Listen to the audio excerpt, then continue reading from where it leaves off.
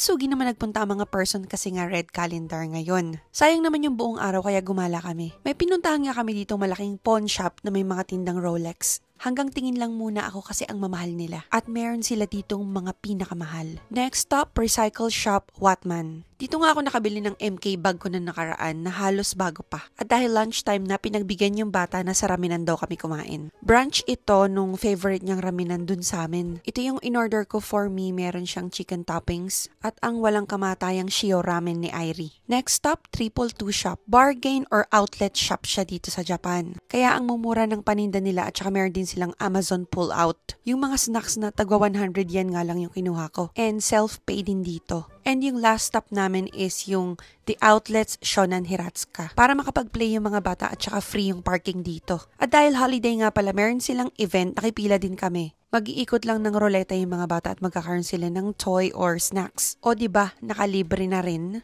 At kapag nagpupunta ako dito, hindi pwedeng hindi dadaan sa Cheese Garden. Sobrang favorite ko yung mga cheese drinks nila. And mga around 5 p.m., kailangan na naming umuwi ng bahay. Kasi may pasok din kinabukasan. So that's it. Bye!